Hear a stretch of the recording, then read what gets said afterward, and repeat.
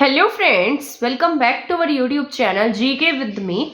तो आज के इस वीडियो में मैं बात करने वाली हूँ एस्टेट 2023 वाले कैंडिडेट से। ये वीडियो उनके लिए शायद थोड़ा सा हेल्पफुल रहे। शायद ऐसा हो सकता है कि मैं उनको थोड़ा सा मोटिवेट करने में उनकी हेल्प कर दूं, क्योंकि अभी ऐसा टाइम पीरियड है वो थोड़े से अपने आप को डिमोटिवेट फील कर रहे होंगे। अब बहुत सारे कैंडिडेट ने एस्टेट का एग्जाम दिया और सभी ने सिलेबस के अकॉर्डिंग उसकी तैयारी की थी, लेकिन इसमें क्या देखने को मिला कि जो आपका हिंदी एंड इंग्लिश पेडागोजी का 30 मार्क्स का सिलेबस था वो सारा का सारा पुराने पैटर्न पर दे दिया गया। अब यहाँ पर एक सवाल ये उठता है कि अगर इन्होंने पुराने पैटर्न पर ही एग्जाम देना था तो इन्होंने नया सिलेबस क्यों दिया। अदरवाइज तो बच्चे पहले जैसे तैयारी कर रहे थे वैसे ही करते रहते। तो ये तो वैसे भी बहुत गलत बात है, यहाँ पर बच्चों को बहुत ज्यादा लॉस देखने को मिला है। ठीक है, अब इसके खिलाफ अगर हम एक्शन की बात करते हैं तो इसके अलावा आप जितना उन्हें मेल कर सकते हैं मेल कर दीजिए, और इसके अलावा आपके पास कोई ऑप्शन नहीं है। क्योंकि आपने देखा होगा हरियाणा में ऐसा पहली बार नहीं हुआ है, इससे पहले भी बहुत बार ऐसा हो चुका है कि आपका जो सिलेबस दिया जाता है उसमें से एग्जाम नहीं लिया जाता। ये पता नहीं इन्होंने ऐसा कल्चर बना दिया है कि ये जो सिलेबस देंगे उसमें से एग्जाम नहीं लेंगे। ठीक है, किसी का कुछ जाता नहीं है, लेकिन जो बच्चे तैयारी करते हैं जो पढ़ते हैं उनका इसमें कितना लॉस हो जाता है। लेकिन अगर हम अब बात करें आगे के एग्जाम्स की, अब यहाँ पर आपका एग्जाम हो गया, मैं ये नहीं कहती कि आपका एग्जाम अच्छा गया खराब गया कैसा गया। जिनका जो एग्जाम है वो क्वालिफाई हो रहा है उनके लिए तो अच्छी बात है ही है ये। लेकिन मान लो एक इफ बाई चांस कोई कैंडिडेट जो है वो एग्जाम में रह रहा है, ठीक है, ऐसे बहुत से कैंडिडेट होंगे जो 1 मार्क से 2 मार्क से 3 मार्क से रह रहे होंगे, तो उनको अपनी होप नहीं खोनी है पहली बात तो।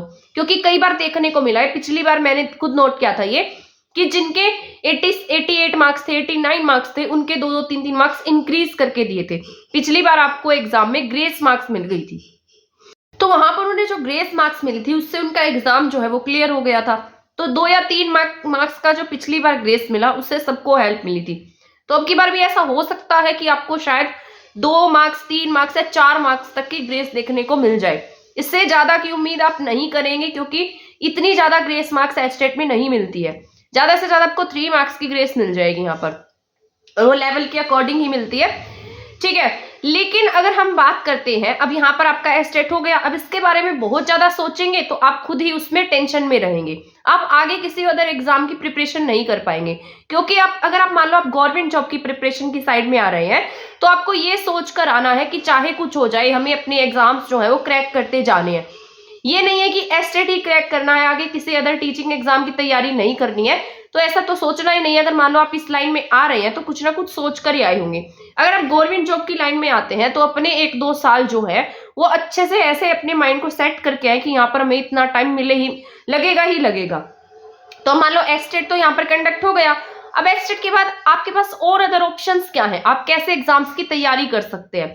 तो इस बात को ध्यान से सुनना, मैं आपको बताती हूँ। मान लो एस्टेट कई कैंडिडेट का पास हो जाएगा या नहीं भी होगा, या जिनका हो गया है तो उन सभी के, ठीक है, तो ये जो वीडियो है ये एस्टेट जिसने भी दिया, जिसका पास हो रहा है या नहीं हो रहा है, उन दोनों के लिए है। क्योंकि अब हम ऐसे मतलब टेंशन लेकर तो नहीं बैठ सकते ना कि हमारा पेपर अच्छा नहीं गया या आगे हमारा क्या होगा। तो आपके पास 2 ऑप्शन है। एक तो ये ऑप्शन है कि अगर मान लो आपका सीटेट क्वालिफाइड नहीं है लेवल 1 एंड लेवल 2, तो आप उन पर फोकस कीजिए, ये आपके पास गोल्डन चांस है। क्योंकि इसके बाद आपकी जो टीचिंग वैकेंसीज है सेंटर में बहुत सारी आने वाली है, जैसे केवीएस के भी चांसेस है, तो आपको अदर वैकेंसीज देखने को मिल सकती है। तो मान लो अगर आपका सीटेट क्वालिफाइड होगा तो आगे आप टीचिंग एग्जाम देने के लिए क्या हो जाएंगे, एलिजिबल हो जाएंगे। तो यहाँ पर एक ऑप्शन तो ये है कि आप सीटेट की बहुत अच्छे से तैयारी कर सकते हैं, और इसकी तैयारी करने के लिए आप सीडीपी, मैंने सीडीपी की पूरी मैराथन करा रखी है, अगर आप वो भी कर लेंगे तो बहुत सफिशियंट रहेगी। एस्टेट में भी देखा होगा आपने कितने सारे क्वेश्चन वहां से आए थे।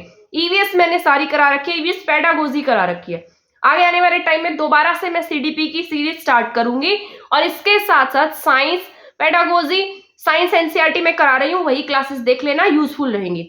इसके अलावा मैथ्स पेडागोजी कराने वाली हूँ, ठीक है, तो ये सारा आपके लिए यूजफुल रहेगा अगर आप सीटेट की तैयारी कर रहे हैं तो।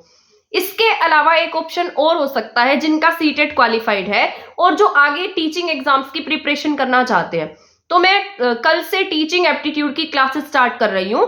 तो वो टीचिंग एप्टीट्यूड की क्लासेस अगर आप देखेंगे तो आप किसी भी टीचिंग एग्जाम की तैयारी करें, सभी में वो टॉपिक्स आएंगे। तो आप क्या कर सकते हैं, आपके पास अभी बहुत ज्यादा टाइम है क्योंकि वैकेंसीज नहीं है अभी, ठीक है, आगे आने वाले टाइम में वैकेंसी जरूर देखने को मिलेंगी।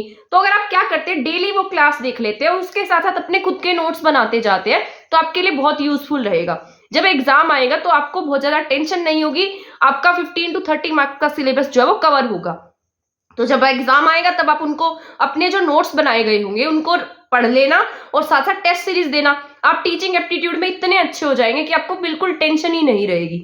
तो ये दो ऑप्शन आपके पास में, आप किसी टीचिंग एग्जाम की तैयारी कर सकते हैं। टीचिंग एग्जाम में आप सबसे पहले टीचिंग एप्टीट्यूड करेंगे तो वो बेटर रहेगा, क्योंकि टीचिंग एप्टीट्यूड जो है वो हर टीचिंग एग्जाम में आता है। अब मैं आपको दूसरे सब्जेक्ट सजेस्ट कर दूं तो उसका तो कोई बेनिफिट नहीं है।